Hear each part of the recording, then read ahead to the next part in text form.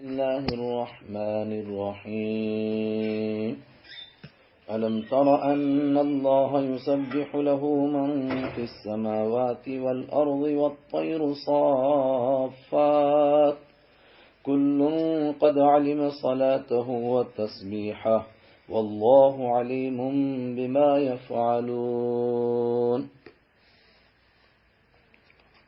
آج 1441 میں رمضان کی 19 تاریخ ہے اور ہم سورہ نور کی آیت 41 سے درس کا آغاز کر رہے ہیں.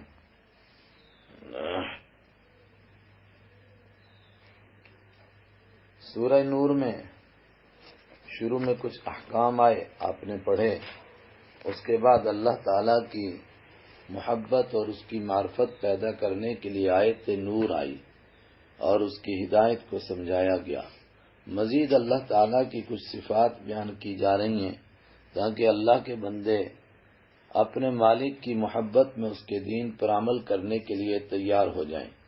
الم ترى، کہ آپ نے نہیں دیکھا، ان اللہ یسبح، کہ اللہ تعالیٰ ایسا ہے، یسبح تسبیح کرتی ہے، پاکی بیان کرتی ہے، لہو اس کی، من فی السماوات، من وہ ساری مخلوق جو فی السماواتی آسمانوں میں ہے، والارض اور وہ ساری مخلوق جو زمین میں ہے، والطیر صافات اور پرندے بھی اس کی تسبیح بیان کرتے ہیں، صافات پر پھیلائے ہوئے.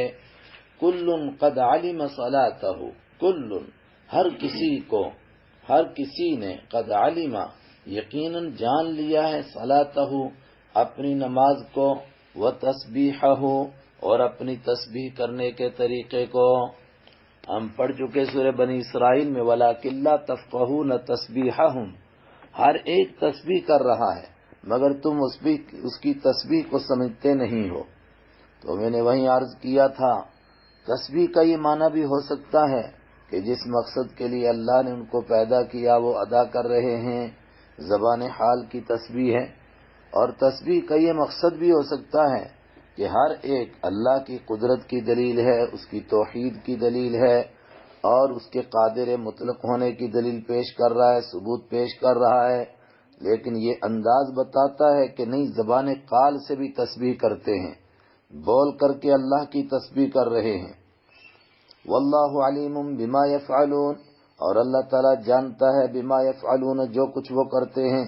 وللہ ملک السماوات والارض، اور اللہ ہی کے لیے بادشاہی ہے، السماوات آسمانوں کی، والارض اور زمین کی، ساری کائنات کی بادشاہی اللہ کے ہے، اللہ سب کا بادشاہ. وإلی اللہ المصیر، اور اللہ ہی کی طرف المصیر لوٹنا ہے یا لوٹ کر جانے کی جگہ ہے. الم تر ان اللہ یزجی سحابا، سب پر اللہ کی بادشاہی ہے، اللہ کی حکومت ہے، اللہ کے حکم کے آگے سب کے سب بندھے ہوئے ہیں.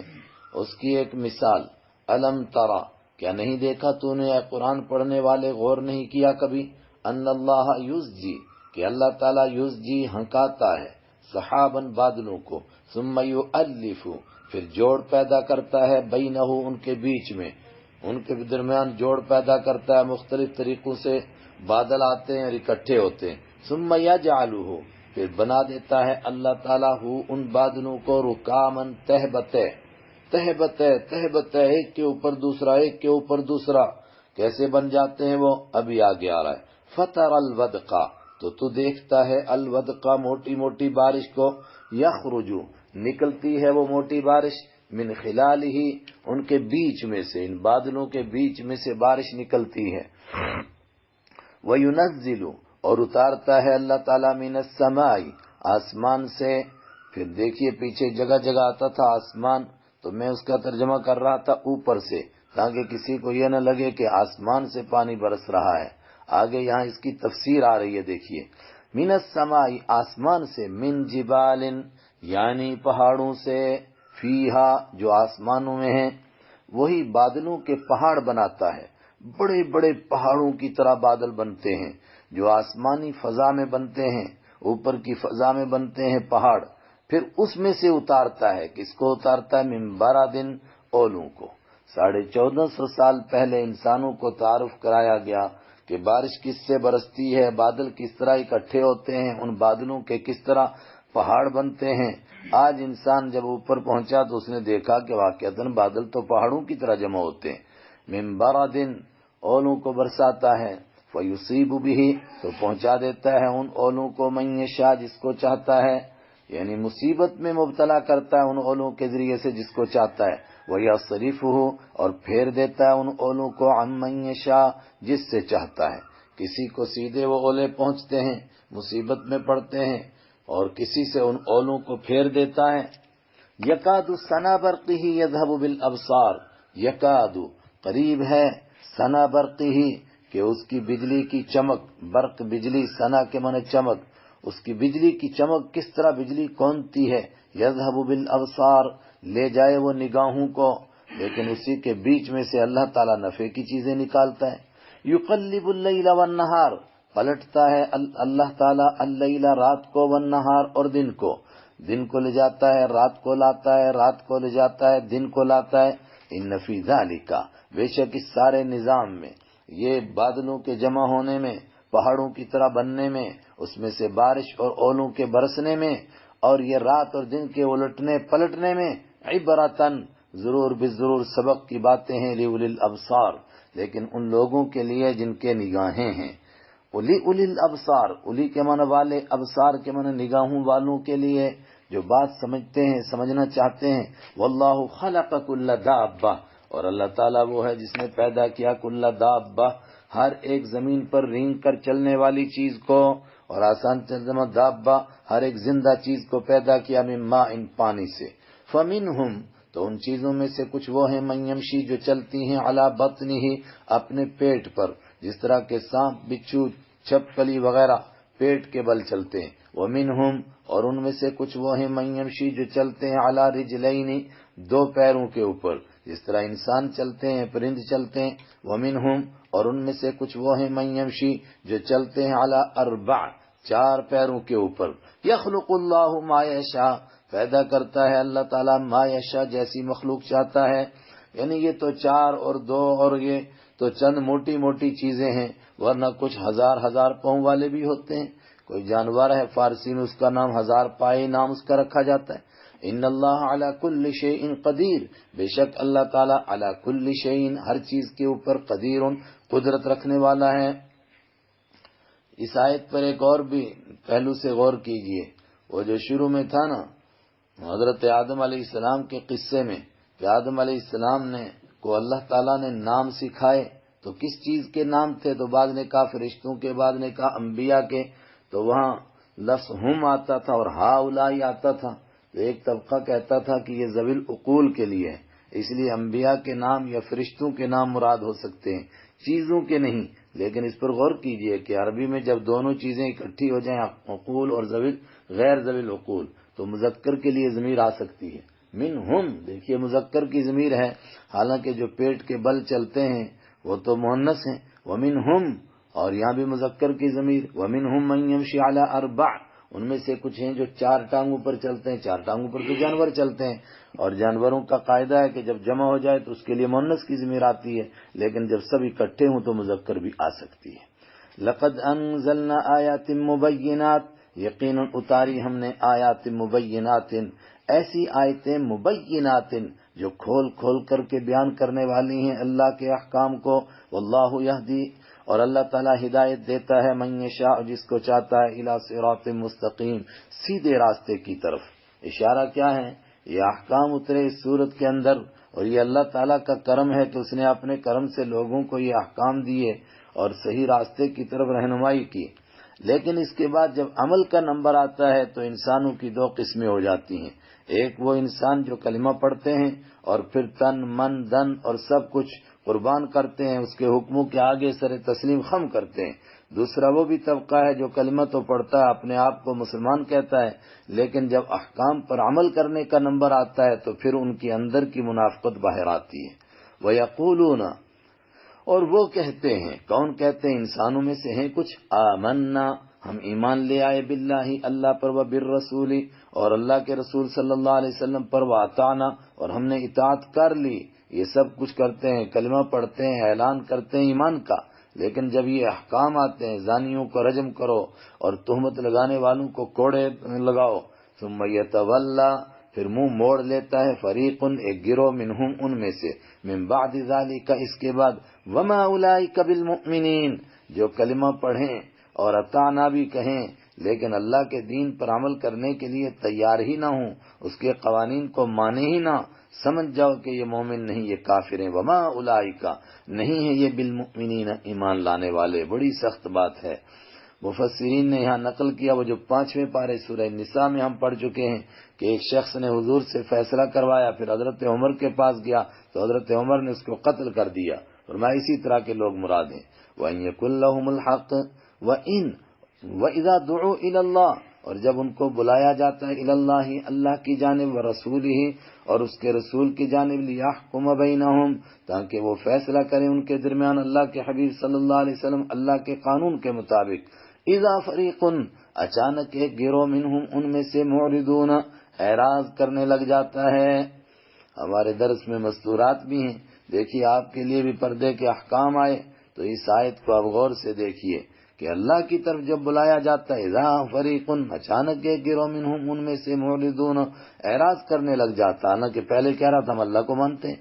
وَإِن يَكُن لَّهُمُ الْحَقُّ وَإِن اور اگر یکن ہوتا ہے لہم ان کے لیے الحق و حق، یعنی ان کو لگے کہ اسلامی عدالت میں ہمیں کچھ ملنے والا ہے، یاتو الیہ تو آ جائیں گے وہ الیہ آپ صلی اللہ علیہ وسلم کی جانب مذعنین جلدی کرتے ہوئے، اور اسی کے دوسرے معنی یقین کرتے ہوئے، بڑے یقین کے ساتھ جی ہم تو دیندار لوگ ہیں اور ہمیں تو اسلامی قوانین کے اوپر پختہ یقین ہے، یہ سچے قوانین ہیں، یہ عدل و انصاف پر مبنی ہیں، بڑی تیزی سے آئیں گے۔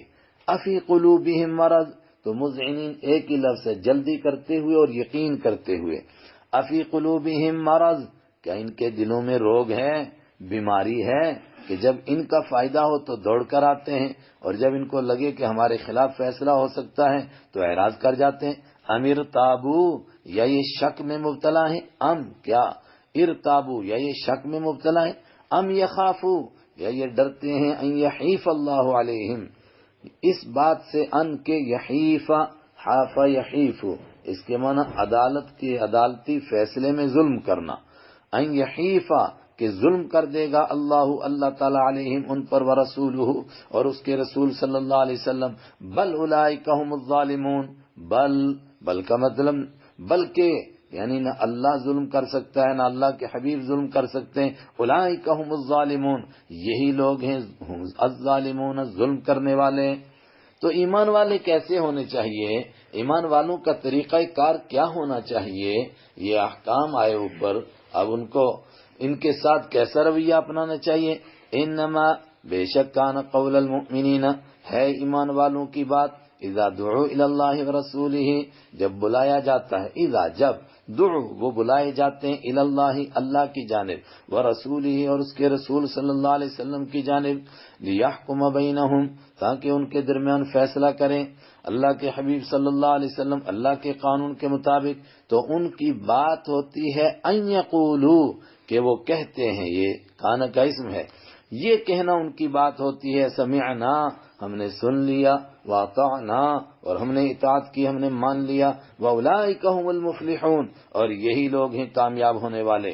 ومن یطع اللہ ورسولہ ومن یطع اور جو کوئی بھی اطاعت کرے گا بات مانے گا اللہ کی ورسولہ اور اس کے رسول صلی اللہ علیہ وسلم کی، ویخشى اللہ اور اللہ سے ڈرتا رہے گا، اس کی صفت قہار، اس کی صفت جبار، اس کی صفت عزیز ذو انتقام، ان صفات سے ڈرتا رہے گا، ویتقہ اور وہ اس کا تقوی اختیار کرے گا۔ دو لفظ تھے نا، یخشا کے معنی بھی ڈرنا اور یتق اس کے معنی بھی ڈرنا، تو میں نے دونوں کے معنی الگ کیا کہ یخشا سے مراد اس کی صفت سے ڈرتا ہے اور یتقہ اس سے ڈر کر کے تقوی اختیار کرتا ہے، اس کے حکموں پر عمل کرتا ہے۔ یہ لفظ اصل میں یتقی ہی تھا لیکن روانگی لانے کے لیے یتق ہی ہو گیا، اور وہ ڈر کر کے وہی یتق ہی اور اس کا تقوی اختیار کرتا ہے، یعنی اس سے ڈر کر کے احکام پر عمل کرتا ہے۔ فاولئک هم الفائزون تو یہی لوگ ہیں کامیاب ہونے والے۔ اس کے مقابلے میں منافق اللہ کے راستے میں جب نہ بلایا جا رہا ہو اس وقت میں قسمیں کھا کھا کر کے کہتے ہیں اے کاش کوئی موقع آئے اللہ کے راستے میں جانے کا، اللہ کے راستے میں جان اور مال کی قربانی دینے کا، ہم سب سے آگے جاتے، لیکن جب نمبر آتا ہے جانے کا تو بہانہ کر لیتے ہیں، جس طرح کہ غزوہ تبوک میں منافقوں نے کیا۔ وَأَقْسَمُوا بِاللَّهِ، اور انہوں نے قسمیں کھائیں اللہ کی، جہد ایمانہم، اپنی قسموں کو پکا کر کے، جہد کے معنی مضبوط کر کے، زور لگا کے۔ کیا قسم کھائی؟ لا، قسم بخدا، ضرور بے ضرور، ان قسم بخدا اس کے پیچھے چھپا ہوا لفظ ہوتا ہے واللہ، اور ضرور ترجمہ ہوا لا، ضرور بے ضرور، ان امرتہم، اگر آپ حکم دیں گے ہم ان کو لیخرجن، تو وہ ضرور لیخرجن، وہ ضرور بے ضرور نکلیں گے۔ قل، آپ فرما دیجئے، لا تقسموا، قسم مت کھاؤ، طاعت معروفہ، نیکی پہچانی ہوئی ہے، مطلب علیکم طاعت معروفۃ، تم پر لازم ہے کہ تم پہچانی ہوئی اطاعت کر کے دکھاؤ، نیکی کر کے دکھاؤ، قسمیں کھانے سے کیا فائدہ؟ ان اللہ خبیر بما تعملون، بے شک اللہ تعالیٰ کو پوری خبر ہے جو کچھ تم کرتے ہو۔ قل اطیعوا اللہ، آپ فرما دیجئے اطاعت کرو اللہ کی، واطیعوا الرسول، اور اطاعت کرو رسول صلی اللہ علیہ وسلم کی۔ فإن تولوا، پس اگر وہ منہ موڑیں اور زبانی بس اعلان کرتے رہیں کہ ہم تو سب کچھ قربان کرنے کے لیے تیار ہیں، لیکن عملی طور پر تیار نہ ہوں، فإنما علیہ ما حمل، تو بے شک علیہ ان پر ہے، یعنی حضرت رحمت عالم صلی اللہ علیہ وسلم پر ہے، ما حمل، وہ جس کی ذمہ داری ان پر ڈالی گئی، وعلیکم، اور تم پر ہے، ما حملتم، ما وہ چیز حملتم جس کی ذمہ داری تم پر ڈالی گئی۔ وَإِن تُطِيعُوهُ، اور اگر تم ان کی اطاعت کرو گے، بات مانو گے اللہ کے حبیب صلی اللہ علیہ وسلم کی، تہتدوا، تو ہدایت پا جاؤ گے۔ وما علی الرسول، اور نہیں ہے رسول کے ذمے، الا البلاغ، مگر پہنچا دینا، المبین، واضح طور پر، میرے نبی صلی اللہ علیہ وسلم کے ذمے واضح طور پر پہنچا دینا ہے۔ اس کے بعد تم مانو گے تو تمہیں فائدہ ہوگا، نہیں مانو گے تو تمہیں باز پرس ہوگی، ان سے اس کی باز پرس ہے جو ذمہ داری ان کی ہے، اور وہ اپنی ذمہ داری پوری کر چکے ہیں۔ وعد اللہ الذین آمنوا منکم وعملوا الصالحات، یہ صورتحال مدینہ کی جو اوپر بیان ہوئی کہ کچھ منافق لوگ ہیں اور دائیں بائیں سے مدینے کے اوپر ہر وقت میں حملے کا خطرہ۔ ایسے وقت میں صحابہ کرام نے کسی موقع پر حضرت رحمت عالم صلی اللہ علیہ وسلم سے پوچھا، کیا کوئی ایسا دن بھی آئے گا کہ امن کی حالت ہو جائے گی اور ہم ہر وقت میں ہتھیار باندھے جو رکھتے ہیں، اور اس صورتحال سے ہم باہر نکل جائیں گے؟ اس کے اوپر اگلی آیت نازل ہوئی، فرمایا ضرور ایسا ہوگا۔ وعد اللہ، وعدہ کر رکھا ہے اللہ نے، الذین آمنوا، ان لوگوں سے جو ایمان لائے، منکم تم میں سے، وعملوا الصالحات، اور جنہوں نے عمل کیے، الصالحات نیکی کے، ان سے اللہ نے پکا وعدہ کر رکھا ہے۔ کس بات کا وعدہ کر رکھا ہے؟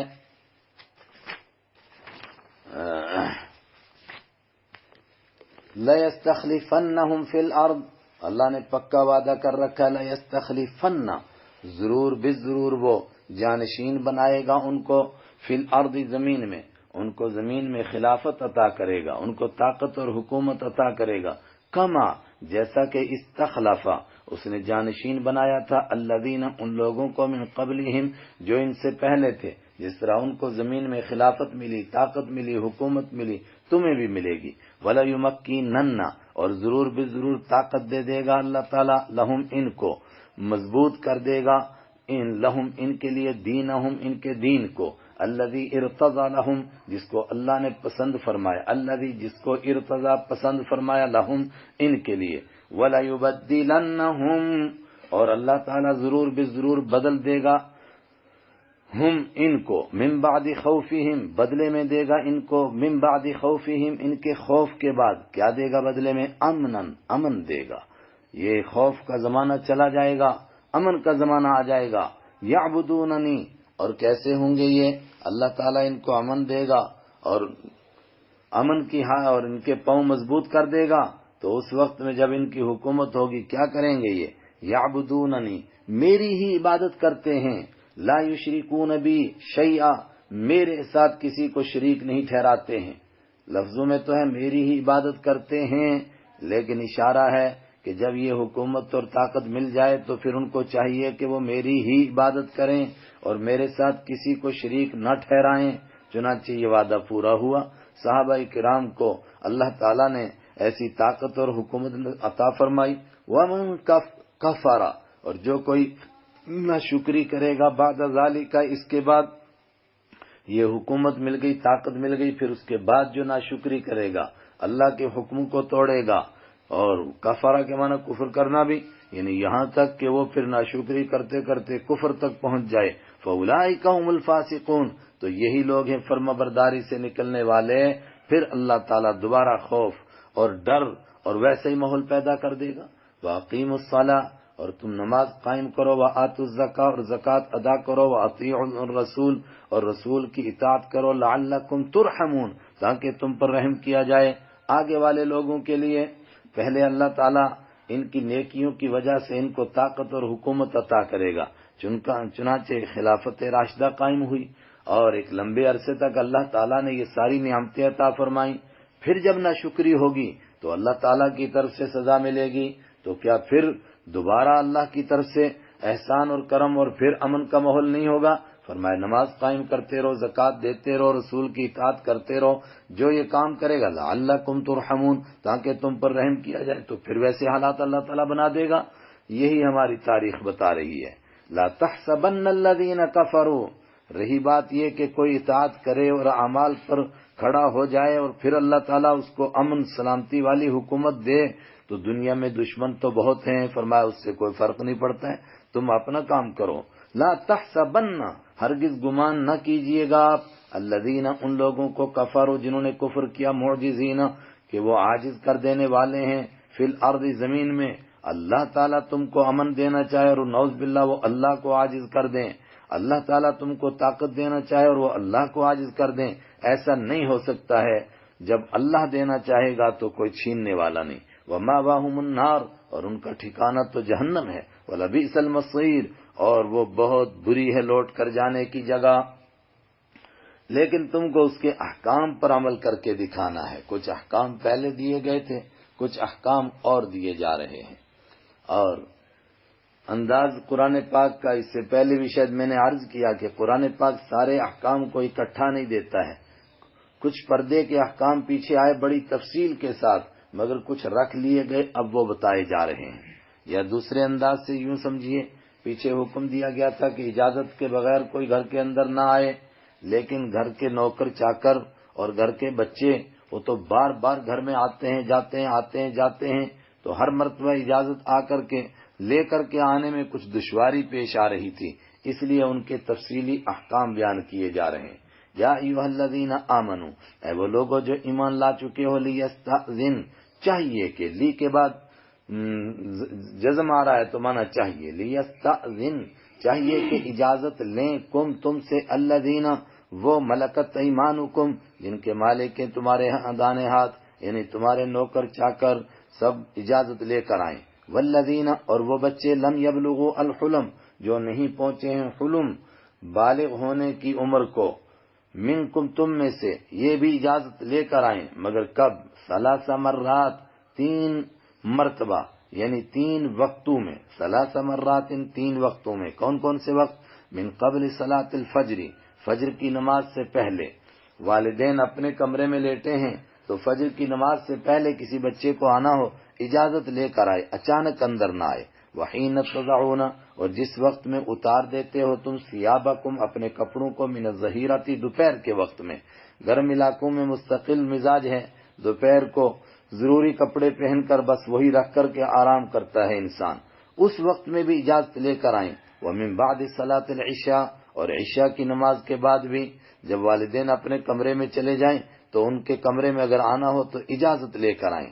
3 عورات لکم، یہ 3 وقت عورات، پردے کے وقت ہیں، لکم، تمہارے لیے. لیس علیکم، نہیں ہے تم پر، ولا علیہم، اور نہیں ہے ان بچوں پر بھی اور نوکروں پر بھی، جناح، کوئی حرج، بعدہن، ان وقتوں کے بعد. ان وقتوں کے علاوہ اگر وہ بغیر اجازت کے آ جائیں تو کوئی گناہ نہیں. کیوں؟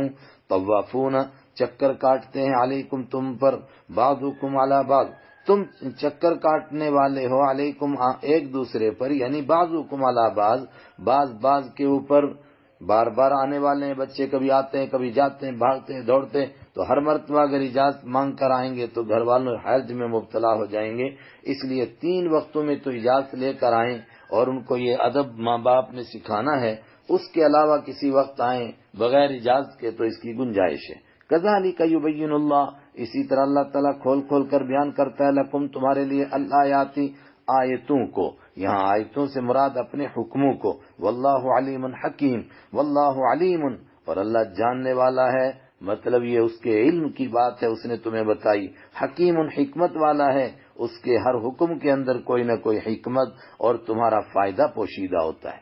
وَإِذَا بَلَغَ الْأَطْفَالُ، اور جب بالغ ہو جائیں الاطفال بچے، یا پہنچ جائیں بچے منکم تم میں سے الحلم بالغ ہونے کی عمر کو، بڑے ہو جائیں بچے، فلیستاذنوا، تو چاہیے کہ وہ اجازت لیں، فا کے بعد لام پر جزم تو مانا چاہیے، فل تو چاہیے کہ یستاذنوا وہ اجازت لیں، کما جیسا کہ استاذنا اجازت لیتے تھے الذین وہ لوگ من قبلہم جو ان سے پہلے بڑے تھے، جس طرح بڑے اجازت لے رہے ہیں اس طرح اب وہ بڑے ہو گئے تو وہ بھی اجازت لے کر آئیں۔ کذالک یبین اللہ، اسی طرح اللہ تعالیٰ کھول کھول کر بیان کرتا ہے، لکم تمہارے لیے آیاتی ہی اپنی آیتوں کو، یہاں بھی آیتوں سے مراد اپنے حکموں کو، واللہ علیم حکیم، اللہ جاننے والا ہے، حکیم حکمت والا ہے۔ والقواعد، ایک مسئلہ باقی رہ گیا وہ بھی سنیے، وہ کیا کہ وہ بوڑھی عورتیں جو بہت ہی بوڑھی ہو گئی ہیں اور ان کے لیے پردہ کرنے میں دشواری ہوتی ہے تو ان کے لیے ایک الگ سے حکم، والقواعد قاعدۃ کی جمع، اور وہ بیٹھ جانے والیاں، من النساء عورتوں میں سے، بیٹھ جانے والیاں بہت بوڑھی ہو گئی، چلنا پھرنا بھی مشکل، اللتی لا یرجون جو امید نہیں کرتی ہیں نکاحا نکاح کی، فلیس علیہن تو نہیں ہے علیہن ان عورتوں پر جناح کوئی گناہ، کوئی حرج نہیں، ان یضعن کہ وہ رکھ دیں ثیابہن اپنے کپڑوں کو، اپنے کپڑوں کو رکھ دیں، تو کیا نعوذ باللہ یہ مطلب کہ ننگی ہو کر باہر نکلیں؟ جو لوگ یہ کہتے تھے کہ چہرے کا پردہ ہے ہی نہیں، تو پھر ان سے پوچھا جائے کہ بوڑھی عورت بوڑھی ہو گئی اب کون سے کپڑوں کو رکھے گی؟ اگر آپ یہ کہیں کہ وہی جو شلوار قمیض پہننے کی ہے تو کیا ننگی ہو جائے گی؟ مطلب وہی ہے کہ بڑی عورت، جوان عورت باہر نکلتی تھی چہرے کا پردہ کرتی تھی، بوڑھی ہو گئی ہے اب وہ اوپر کی چادریں اور بڑی چادریں جن کے ذریعے سے یا برقعے وغیرہ پردہ کرتی تھیں وہ رکھ دیں تو کوئی حرج نہیں، مگر ایک شرط باقی ہے، غیر متبرجات بزینہ، اس حال میں کہ وہ ظاہر نہ کرنے والیاں ہوں، بزینت اپنی زینت کو، سنگار کو، ان کی چادر اتارنے کا مقصد اپنا زیور دکھانا اور اس کی نمائش کرنا نہ ہو، تب ان کو اجازت ہے۔ اگر ان کے زیور دکھانا مقصد ہو اور زیور دکھا رہی ہوں، زینت کا اظہار ہو، تو پھر ان کو بھی اجازت نہیں۔ وَإِن يَسْتَعْفِفْنَ، اور یہ کہ وہ پاک دامنی اختیار کریں، یعنی بچتی رہیں اور پردہ کرتی رہیں، تو خیر اللہن، یہ ان کے لیے اور زیادہ بہتر ہے۔ واللہ سمیع علیم، اور اللہ سننے والا جاننے والا ہے۔ لیس علی الاعمی حرج، ہم نے دوسرے پارے میں ایک بات پڑھی، اس کے سمجھا اگر تو پھر اس کے ساتھ جوڑ کر اگلی آیت کو سمجھنا آسان ہے۔ دوسرے پارے میں ایک بات پڑھی ہم نے کہ یتیم بچوں کو اپنے ساتھ ملا کر رکھنے میں بھی کوئی حرج نہیں، اور الگ کر کے ان کے لیے کھانا الگ پکایا جائے اس میں بھی کوئی حرج نہیں۔ وہ مسئلہ کیوں پیش آیا تھا؟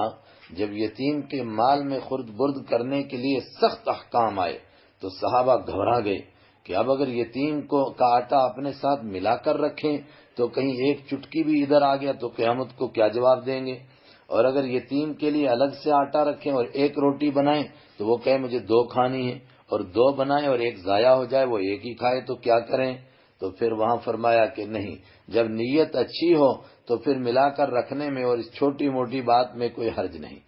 اسی طرح ہم سمجھ جائیں کہ اوپر کے احکام جب آئے اور ایک دوسرے کے حقوق بیان ہوئے کہ کوئی کسی کے حق میں قطعاً دست درازی نہ کرے، اس سے بھی کچھ مسائل پیدا ہوئے، ان مسائل کو آگے اس کا حل بتایا جا رہا ہے۔ کیا مسئلے پیدا ہوئے؟ کوئی کسی کا حق نہ کھائے تو کچھ معذور حضرات تھے، ان کو گھبراہٹ ہوئی کہ اگر ہم دوسرے لوگوں کے ساتھ کھائیں گے تو ہو سکتا ہے کہ ہم سے گھن کرنے کی وجہ سے وہ اچھی طرح کھانا نہ کھائیں تو ہم ان کا حق کھا جائیں، اور جو تندرست تھے ان کو احساس ہوا کہ یہ بیمار لوگ اور معذور لوگ ہیں، اگر یہ ہمارے ساتھ کھائیں گے تو ایسا نہ ہو کہ ہم ذرا جلدی سے ان کے کھانے میں سے کوئی لقمہ اٹھا لیں اور ہم زیادہ کھائیں اور یہ کم کھا جائیں، تو پھر قیامت کے دن کیا جواب دیں گے؟ ایک مسئلہ یہ پیش آیا۔ دوسرا مسئلہ، ماں باپ کے بھی الگ حقوق بیان ہوئے، اولاد کے الگ حقوق بیان ہوئے، تو پھر بچے جب الگ ہوئے تو ان کو خطرہ ہوا کہ اگر ماں باپ کے گھر جائیں اور کھانا بنا ہوا ہو، اگر ایک لقمہ بھی ان کی اجازت کے بغیر کھا لیا تو قیامت کو کیا جواب دیں گے؟ اور اسی طرح ماں باپ نے اولاد کو الگ کر دیا، اب ماں باپ اولاد کے گھر گئے اور وہاں جا کر کے کوئی چیز کھا لی تو ان کو احساس ہوا کہ کہیں اس کا حساب نہ دینا پڑ جائے۔ اس آیت میں جواب دیا گیا کہ اتنا زیادہ پریشان ہونے کی ضرورت بھی نہیں ہے، جب آپس میں اس طرح کے تعلقات ہیں، دوستی ہے، رشتہ داری ہے، اور پھر مل کر کے کھانا کھا رہے ہیں یا کسی کے گھر میں جا کر کھا رہے ہیں تو ایک آدھ لقمہ وہاں سے کھا لیا، جس سے کوئی ناراض نہیں ہوتا بلکہ ان کے کھانے سے خوش ہوتا ہے۔ مثلا اگر ماں باپ بچوں کے گھر میں آئیں اور کچھ تناول فرمائیں تو بچے اپنی خوش قسمتی سمجھیں گے اور خوش ہوں گے، ایسے وقت میں کھانے میں کوئی گناہ نہیں۔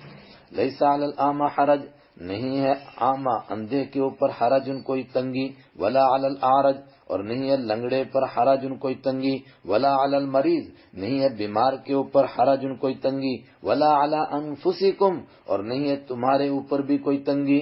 بیمار پر جو تنگی نہیں تھی وہ یہ تھی کہ آپس میں مل کر کے کھائیں تندرست کے ساتھ، اور تم پر کوئی تنگی نہیں، یہ دوسرا مسئلہ۔ انتا کلوا من بیوتکم، تم پر تنگی نہیں اس بات میں کہ تم کھاؤ من بیوتکم، اپنے گھروں میں سے۔ اپنے گھروں میں سے مطلب کہ بچے بھی موجود ہیں، والدین بھی ہیں، اب والدین کہیں کہ بھئی بچوں کا بھی حق ہے، کہیں ہم اکیلے کھا جائیں تو کل قیامت کو بچوں کو کیا جواب دیں؟ او بیوتی آبائکم، یا تم کھاؤ اپنے ماں باپ کے گھروں میں سے، او بیوتی امہاتکم، یا کھاؤ تم اپنی ماؤں کے گھروں میں سے۔ آبائکم کا باپ دادا کر لیجئے، امہاتی الگ آ رہا ہے، اور ماں کے گھروں میں سے، او بیوتی اخوانکم، یا اپنے بھائیوں کے گھروں میں سے، او بیوتی اخواتکم، یا اپنی بہنوں کے گھروں میں سے، او بیوتی اعمامکم، یا اپنے چاچوں کے گھروں میں سے، او بیوتی عماتکم، یا اپنی پھوپھیوں کے گھروں میں سے، او بیوتی اخوالکم، یا اپنے ماموں کے گھروں میں سے، او بیوتی خالاتکم، یا اپنی خالاؤں کے گھروں میں سے، او ما ملکتم مفاتیحہ، یا ان کے گھروں میں سے تم مالک ہو مفاتیحہ، ان کی چابیوں کے۔ یہ چابیوں کا کیا مسئلہ تھا؟ کہتے ہیں کہ صحابہ کرام جب کبھی سفر پر اور خاص طور سے حج پر جاتے تھے تو معذور لوگوں کو گھر کی چابی دے جاتے تھے اور ان کو کہتے تھے کہ گھر کی چوکیداری بھی کیجئے اور جو کچھ گھر کے اندر ہے ضرورت کے لیے آپ کھاؤ پیو استعمال کرو، کوئی تم آپ کے اوپر بندش نہیں ہے۔ مگر وہ گھبراتے تھے کہ اگر ایک کھجور کا دانہ بھی کھا لیا تو کل قیامت کے دن کیا جواب دیں گے؟ فرمایا جب آپس میں ایسے تعلقات ہیں تو کھانے میں کوئی حرج نہیں۔ او صدیقکم، یا اپنے دوست کے گھر سے کھاؤ، لیکن دوست وہی کہ ایک دوسرے کے ہاں کھانے سے خوش ہوتے ہوں۔ مثلا حضرت رحمت عالم صلی اللہ علیہ وسلم ابو بکر صدیق کے گھر میں کھائیں یا ابو بکر صدیق رضی اللہ عنہ آپ کے گھر میں کھائیں تو کتنے خوش ہوں گے۔ لیس علیکم، یعنی یہ تو ایک مثال دی میں نے، ورنہ آقا مدنی جہاں کسی کے ہاں جائیں اللہ اکبر۔ لیس علیکم جناح، نہیں ہے تم پر کوئی حرج کوئی گناہ، ان تاکلوا، کہ کھاؤ تم جمیعا مل کر کے، او اشتاتا، یا کھاؤ تم جدا جدا۔ یہ بھی ایک مسئلہ کہ مل کر کے کھائیں، کیا اس میں یہ ضروری ہے یا جدا جدا کھائیں؟ لیکن مل کر کے کھانے سے مراد ایک پلیٹ نہیں، ایک دسترخوان۔ پلیٹ میں بھی کھانا صحابہ سے ثابت ہے، آپ کے ساتھ وہ ایک چھوٹے بچے نے کھانا کھایا جو پورے برتن میں ہاتھ مار رہا تھا تو آپ نے فرمایا اپنے سامنے سے کھاؤ، ان کو ادب سکھایا، معلوم ہوا کہ مل کر بھی کھاتے تھے۔ لیکن ایک دسترخوان ہو جائے اور پلیٹیں الگ الگ ہوں تو یہ بھی مل کر کھانا ہی شمار ہو جائے گا۔ فَإِذَا دَخَلْتُمْ بُيُوتًا، تو جب تم داخل ہو بیوتن گھروں میں، فَسَلِّمُوا، تو سلام کرو، عَلَىٰ أَنفُسِكُمْ، اپنے آپ پر۔ اپنے آپ کا پر سلام کرنے کا مطلب کہ دوسرے کے گھر میں جاؤ وہاں تو اجازت لے کر جانا ہے، اپنے گھر میں اجازت کی تو ضرورت نہیں، لیکن اپنے گھر میں سلام کر کے جاؤ، گھر والوں کو اطلاع دو۔ کیوں؟ اس لیے کہ جب تم سلام کرو گے تو گویا اپنے بچوں کے لیے دعا کرو گے، جو اپنے بچوں کے لیے دعا ہے وہ اپنے لیے دعا ہے۔ تحیتاً، یہ دعا ہے من عند اللہ، اللہ کی طرف سے، مبارکتاً، اس حال میں کہ برکت والی ہے، طیبتاً، پاکیزہ ہے۔ السلام علیکم، تم پر سلامتی ہو۔ کذالک یبین اللہ لکم الآیات لعلکم تعقلون، اسی طرح اللہ تعالیٰ کھول کھول کر بیان کرتا ہے لکم تمہارے لیے الآیاتی آیتوں کو، یہاں مراد بھی احکام کو، لعلکم تعقلون تاکہ تم عقل سے کام لو۔ آگے کا پورا رکوع غزوہ خندق کے موقع پر نازل ہوا اور اس میں اللہ نے اپنے حبیب صلی اللہ علیہ وسلم کے کچھ حقوق بیان فرمائے اور آپ کے ضمن میں امت کے ذمہ داروں کے حقوق بھی آئے۔ کیا مطلب کہ جب صحابہ کرام حضور کے ساتھ ہوں اور کام ایسا ہو کہ جو سب کو مل کر کرنا ہے تو آپ سے اجازت لیے بغیر کوئی واپس مت جائے، اور اگر کوئی اجازت لے تو حکم دیا آپ کو بھی کہ آپ کی مرضی ہے، چاہے آپ اجازت دیں چاہے نہ دیں، لیکن اگر دیں تو ان کے لیے دعا کرتے رہیں، چونکہ آپ کی مجلس سے نکل رہے ہیں، یہ ظاہراً محرومی کی بات ہے تو آپ دعا کرتے رہیں، مگر ضرورت ہے اس لیے نکلے۔ یا انما المؤمنون، بے شک مومن وہ ہیں، الذین آمنوا باللہ، جو صحیح طور پر ایمان لے آئے اللہ پر۔ جب پہلے بھی مومن ہے تو دوبارہ آمنو کا مطلب پکے ایمان لے آئے باللہ اللہ پر، ورسولہ اور اس کے رسول صلی اللہ علیہ وسلم پر، وَإِذَا كَانُوا اور جب ہوتے ہیں وہ معاہو ان کے ساتھ، علی امر ایسے کام پر، جامع جو جمع کرنے والا ہے، جو سب نے مل کر کے کرنا ہے، لم یذهبوا تو نہیں جاتے ہیں وہ حتی یستاذنوہ یہاں تک کہ وہ آپ سے اجازت لے لیں۔ میں نے کہا کہ خاص طور سے غزوہ خندق کے موقع کے اوپر خندق کھودی جا رہی ہے اور کافر سامنے ہیں، اب اگر کوئی واپس جا رہا ہے تو فرمایا مومن وہی ہے جو اجازت لے کر جاتا ہے۔ ان الذین یستاذنون اور بے شک جو اجازت مانگتے ہیں کا آپ سے، اولئک الذین یہ وہی لوگ ہیں، یؤمنون باللہ جو پکا ایمان رکھتے ہیں اللہ پر، ورسولہ اور اس کے رسول صلی اللہ علیہ وسلم پر۔ ضرورت پیش آ گئی، اجازت مانگ رہے ہیں تو اس کا مطلب یہ نہیں کہ ان کا ایمان کمزور ہے۔ فَإِذَا اسْتَأْذَنُوكَ تو جب وہ اجازت مانگے کا آپ سے، لِبَعْضِ شَأْنِهِمْ اپنے کسی کام کے لیے، فَأْذَن تو آپ اجازت دے دیجئے، لِمَنْ شِئْتَ اس کو اجازت دیں جس کو آپ چاہیں، منہم ان میں سے۔ مطلب آپ مجبور نہیں ہیں اجازت دینے کے لیے کہ بغیر اجازت کے آپ ان کو یعنی جب بھی اجازت مانگے تو آپ اجازت دیں ہی دیں، نہیں آپ مجبور نہیں، آپ اجازت دیں جس کے لیے چاہیں۔ وَاسْتَغْفِرْ لَهُمُ اللَّهُ اور آپ بخشش مانگیں اللہ سے، لہم ان کے لیے۔ جب چلے گئے تو آپ کی مجلس سے نکلے، ظاہری طور پر محرومی ہے، آپ ان کے لیے دعا کرتے رہیے۔ ان اللہ غفور الرحیم بے شک اللہ تعالیٰ بخشنے والا، رحم کرنے والا ہے۔ آگے ایک اور ادب اللہ کے حبیب صلی اللہ علیہ وسلم کے لیے کہ جب حضور تم کو بلائیں تو تم الیاذ باللہ ایسا نہ سمجھو جیسے آپس میں ایک دوسرے کو بلاتے ہو، یعنی حضور بلائیں تو آپ کے بلانے پر حاضر ہونا ہی ہونا ہے، اور جس طرح آپس میں بلاتے ہیں پھر آدمی سوچتا ہے چلو جاؤں کہ نہ جاؤں، اسی طریقے سے اگر تم حضور صلی اللہ علیہ وسلم کو بلاؤ تو جس طرح آپس میں ایک دوسرے کو بلاتے ہو، اے فلاں اے فلاں، اس طرح کر کے آپ کو نہیں بلا سکتے۔ آپ کو یا رسول اللہ کہو، آپ کو یا نبی اللہ کہو، یا حبیب اللہ کہو، یا محمد کہہ کر نہیں بلا سکتے ہیں۔ بڑے بے ادب لوگ ہیں جو آپ کو سیدھا لکھتے ہیں یا محمد۔ لا تجعلوا مت بناؤ تم دعا الرسول رسول کے بلانے کو دونوں مانا، تم رسول کو بلاؤ یا رسول تم کو بلائیں، بینکم آپس میں کا دعاء بعضکم بعضا تمہارے آپس میں ایک دوسرے کے بلانے کی طرح۔ قد یعلم اوپر جو بتایا تھا کہ اجازت لے کر جو جاتے ہیں وہ ایمان والے ہیں، تو اس کا مطلب کچھ بے اجازت کے بھی جاتے ہیں، فرمایا ہاں قد یعلم یقیناً جانتا ہے اللہ تعالیٰ، الذین ان لوگوں کو یتسللون جو چپکے سے کھسکتے ہیں، منکم تم میں سے، لواذاً آڑ لے کر کے، دیکھتے ہیں دائیں بائیں کسی کی آڑ لگے نظر نہ آئے تو پیچھے سے چپکے سے بھاگ جاتے ہیں۔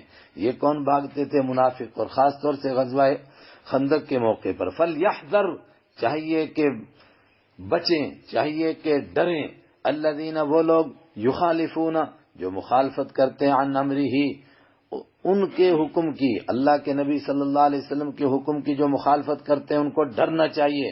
کس بات سے؟ ان تصیبہم کہ پہنچے ان کو، فتنۃ اللہ کی طرف سے کوئی بڑی آزمائش، او یصیبہم یا پہنچے ان کو، عذاب علیم دردناک عذاب۔ اللہ اکبر۔ آج بہت سارے لوگ کہتے ہیں سنت ہی ہے، کوئی بڑا مسئلہ نہیں ہے۔ سنتوں میں وہ سنت جن کی کرنے کا آپ نے حکم دیا، جن کی ترغیب فرمائی، ان سنتوں کے لیے آدمی یوں ہی ٹال دے؟ کیا کہہ رہا ہے قرآن پاک؟ ڈرنا چاہیے جو آپ کے حکم کی مخالفت کرتے ہیں کہ ان کے اوپر دردناک عذاب نہ آ جائے۔ الا سنو، ان للہ ما فی السماوات والارض بے شک اللہ ہی کا ہے ما وہ سارے کا سارا فی السماواتی جو آسمانوں میں ہے والارض اور جو زمین میں ہے. قد یعلم یقیناً جانتا ہے وہ ما انتم علیہ اس حالت کو جس پر تم ہو. ویوم یرجعون الیہ اور جس دن وہ لوٹائے جائیں گے الیہ اللہ کی جانب. فینبئہم تو اللہ ان کو بتا دے گا بما عملوا وہ سارے کام جو انہوں نے کیے تھے. واللہ بکل شیء علیم اور اللہ ہر چیز کو جاننے والا ہے.